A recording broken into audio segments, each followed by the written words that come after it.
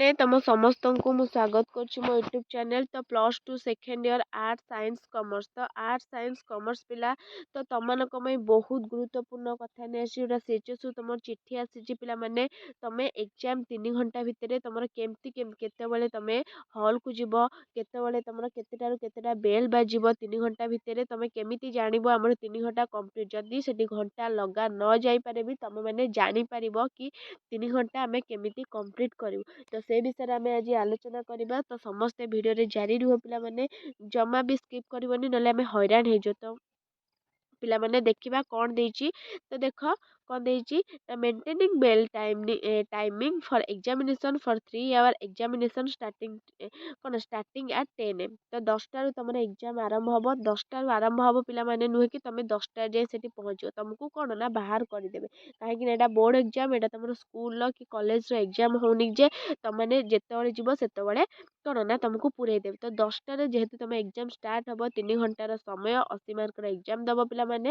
ତ bail setting ଆମେ ଦେଖିବା। ଦେଖ ବେଲ୍ ସେଟିଂ କ'ଣ ଦେଇଛି ନା ବିଫୋର୍ 30 minutes ଅଫ୍ କ'ଣ ନା କ'ଣ ଦେଲା ନା କମେନ୍ସମେଣ୍ଟ ଅଫ୍ ଏକ୍ଜାମିନେସନ୍, ମାନେ 9ଟା 30 AM। ତ ଟାଇପ୍ ଅଫ୍ ରିଙ୍ଗିଂ ବେଲ୍ କ'ଣ ନା ଲଙ୍ଗ ବେଲ୍, ଇଭେଣ୍ଟ ଟୁ କ'ଣ ନା ମାନେ ତମ ବୁଝ ପିଲାମାନେ, ଏଇଟା କ'ଣ ଦେଲା ନା ତମାନେ ଗେଟ୍। ଦେଖ entry into examination centre through main gate after through checking, ବୁଝିଲା।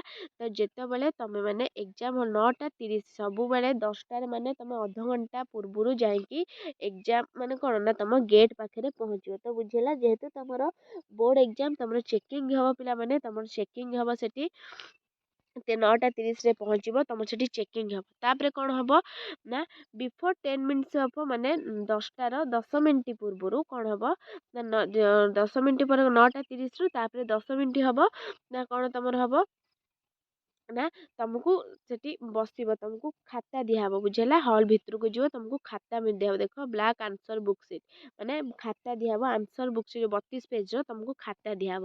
ଖାତା ଦିଆହେବ, ତାପରେ ତମର 10ଟା ମାନେ 5 ମିନିଟ୍, 9ଟା 55ରେ ତମକୁ ଦିଆହେବ କ'ଣ ନା କୋଶ୍ଚିନ୍ ପେପର। ତ ଦିଆହେବ ମାନେ ତମେ ଆନ୍ସର କରିନଥିବ ପିଲାମାନେ, ବୁଝିହେଲା। ଦିଆହେବ ମାନେ ସାଙ୍ଗେ ସାଙ୍ଗେ ତମେ ଆନ୍ସର କରିବନି, ଦେଖିକି ନା କ'ଣ ତମେ ରୋଲ୍ ନମ୍ବର, ରେଜିଷ୍ଟ୍ରେସନ ନମ୍ବର ହେରିକା ସବୁ ପକେଇବ, ବୁଝିଲା। ଡାଇରେକ୍ଟ ଆନ୍ସର ପେପରକୁ ତମେ ଯିବନି ପିଲାମାନେ। ଆଗେ ରୋଲ୍ ନମ୍ବର ଭଲସେ ଯେତେ ଲେଖିଥିବ, ଯଦି ରୋଲ୍ ନମ୍ବର ରେଜିଷ୍ଟ୍ରେସନ ନମ୍ବର ଭୁଲ ହେଇଯିବ ତମେ ହଇରାଣ ହେଇଯିବ। ତ ଆଗେ କ'ଣ ନା ତମେ ତ କ'ଣ କରିବ ପିଲାମାନେ ନା ତମେ ରୋଲ୍ ନମ୍ବର, ରେଜିଷ୍ଟ୍ରେସନ ନମ୍ବର ଲେଖିବ। ତାପରେ କ'ଣ ଦେଇଛି ନା ବିଫୋର୍ 5 minutes, ତ କହିଲି ଏଇଟା। ତାପରେ କ'ଣ ଦେଲା ନା ତାପରେ ତମର 10ଟାରେ ଷ୍ଟାର୍ଟିଂ ଆନ୍ସରିଂ ବାଇ ଷ୍ଟୁଡେଣ୍ଟସ୍, ମାନେ ଷ୍ଟାର୍ଟ ଅଫ୍ ସେତେବେଳେ ତମେ 10ଟା ଯେତେବେଳେ ବେଲ୍ ବାଜିବ, 10ଟା ବେଲ୍ ବାଜିବ, ସେତେବେଳେ କ'ଣ ନା ତମେ ଆନ୍ସର ସିଟ୍ ଉପରକୁ ଯିବ, ତମେ ଆନ୍ସର କରିବ, ହେଲା। ତାପରେ 10ଟା, ତାପରେ ଠିକ୍ ଘଣ୍ଟେ 11ଟାରେ ତମର ଗୋଟେ ବେଲ୍ ବାଜିବ, ମାନେ 1 hour ପାସ୍, ମାନେ 1 ଘଣ୍ଟା ତମର ପଳେଇଲା, ବୁଝିହେଲା, ଜାଣିପାରିବ। ତାପରେ ପୁଣି 12ଟାରେ ବାଜିବ ନୁନ୍, ମାନେ ମଧ୍ୟାହ୍ନରେ ବାଜିବ। 12ରେ କ'ଣ ନା ତମର 2 hour ପାସ୍, ମାନେ 2 ଘଣ୍ଟା ତମର ପଳେଇଲା। ଆଉ ମାତ୍ରେ ହାତରେ ଅଛି କ'ଣ ନା 1 hour। ତ 1 hour ମାନେ ତମେ ମାନେ ୱାର୍ଣ୍ଣିଂ ବେଲ୍ ବି ପିଲାମାନେ ଦିଆହେବ। 1 hour ମାନେ 1 hour ବେଲ୍ ବାଜିବ ନାହିଁ। ତ କ'ଣ ହେବ ନା 12ଟା 55ରେ ତମର ବେଲ୍ ବାଜିବ, ତମେ ହେଠୁ ସରିଗଲା। 12ଟା 55 ଆଉ 5 ମିନିଟ୍ ସମୟରେ ତମକୁ ୱାର୍ଣ୍ଣିଂ ବେଲ୍ ଦେବେ, ବୁଝିହେଲା। ୱାର୍ଣ୍ଣିଂ ବେଲ୍ ଦେବେ 5 minutes। ତ କ'ଣ ୱାର୍ଣ୍ଣିଂ ବେଲ୍ ଦେବେ ପିଲାମାନେ ଏଣ୍ଡ ଅଫ୍ ଏକ୍ଜାମିନେସନ୍। ତାପରେ 1ଟାରେ ତମର ଯେତେବେଳେ ଦେବେ, ତମେ ସେତେବେଳେ ଷ୍ଟପ୍, ଆଉ ଲେଖିବ ନାହିଁ। ଖାତା ଆସିକି ସାଙ୍ଗେ ସାଙ୍ଗେ ଛଡ଼େଇ ନେଇଯିବେ, ବୁଝିହେଲା ପିଲାମାନେ। ତ ଇଏ ଥିଲା ତମର କ'ଣ ନା ବେଲ୍ କେତେବେଳେ ତମେ ଯିବ, କେତେବେଳେ କେମିତି ତମର ଚେକ୍ ହେବ, କେତେ ବସିବ। ତ ଇଏ ଥିଲା ତମର ଗୋଟେ ଗୁରୁତ୍ୱପୂର୍ଣ୍ଣ ନୋଟିସ୍ ପିଲାମାନେ। ତ ଭିଡ଼ିଓଟି ଭଲ ଲାଗିଥିଲେ ଲାଇକ୍, ସେୟାର, ସବସ୍କ୍ରାଇବ୍ କରିଦେବ। ରହୁଛି, ଧନ୍ୟବାଦ, ଜୟ ଜଗନ୍ନାଥ।